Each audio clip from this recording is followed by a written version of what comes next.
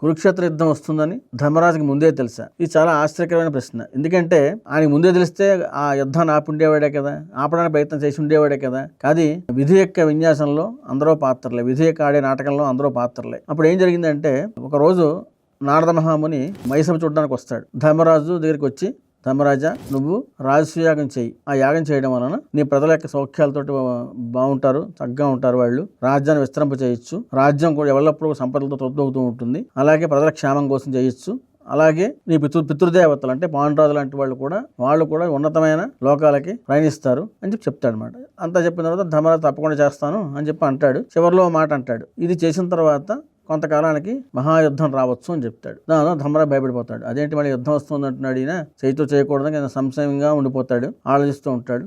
అందరూ వెళ్ళిపోతాడు. వెళ్ళిపోయిన తర్వాత శ్రీకృష్ణుడును తర్వాత వాళ్ళందరూ కూడా వచ్చిన తర్వాత కృష్ణ భగవానుడి యొక్క ఆలోచన కానీ ఆయన సలహా తీసుకోకుండా ధర్మరాజు ఏ పని చేయడు కాబట్టి కృష్ణుడు రాగానే చెప్తాడు. కృష్ణుడు అంటాడు, తప్పకుండా చేయాలి నువ్వు.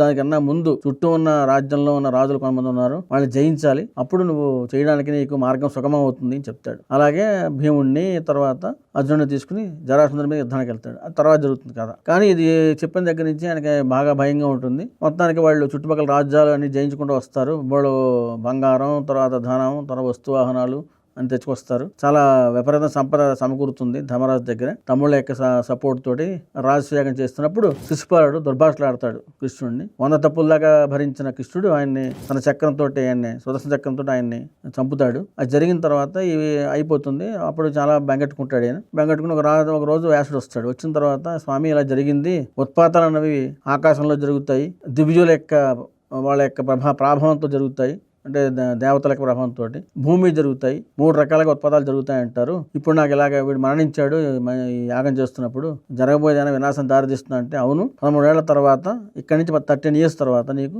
యుద్ధం జరగబోతోంది, చాలా మంది నశిస్తారు, అది ఎవరు తప్పించలేరు, అది విధి చేసే విన్యాసం అని చెప్తాడన్నమాట. అని చెప్పి, కానీ నువ్వు సమయం అంతా ఉండు, నీ ధ్యానం చేస్తుండే, నీకు ఒక రాత్రి వేళ శివుడు కల్లోకి వస్తాడు. శివుడు దక్షిణ వైపు ఆయన కన్నెత్తి చూస్తున్నట్టుగా వస్తుంది.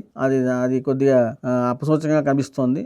కాబట్టి నీకు రాబోయే 13 సంవత్సరాల్లో యుద్ధం రావచ్చు అని చెప్పి వెళ్ళిపోతాడు. అప్పుడు అక్కడి నుంచి ధర్మరాజు అందరిని తమ్ముళ్ళు పిలుస్తాడు. నేను ఇంకా నాకు భయంగా ఉంది చెప్తే, భయపడొద్దు, భయం అంటే యుద్ధం భయం కాదు, నా వల్ల ఈ యజ్ఞయాగాలు చేయడం వల్ల జరగబోయే వినాశం ఏమో భయంగా ఉందంటే, లేదు, ఎవరైనా చేయగలుగుతారు, ఏం చేయలేం కదా మనం కూడా అంటే, ఇక్కడి నుంచి నేను కూడా ఎవరితోటి జాగ్రత్తగా ఉంటాను, పురుషవాక్యం మాట్లాడను, గట్టిగా మాట్లాడను, శత్రుత్వం పెంచుకోను అని చాలా సమయం పాటిస్తూ ఉంటాడు. కానీ జరగబోయే యుద్ధానికి మయసభలో ఒక కారణం అవుతుంది. తర్వాత రోజుని దుర్యోధనుడు మైసభ వెళ్ళడం, అక్కడి నుంచి మొదలవుతుంది ఈ కథ. ఇది మహాభారతంలో ఒక గొప్ప మలుపు ఈ సంఘటన.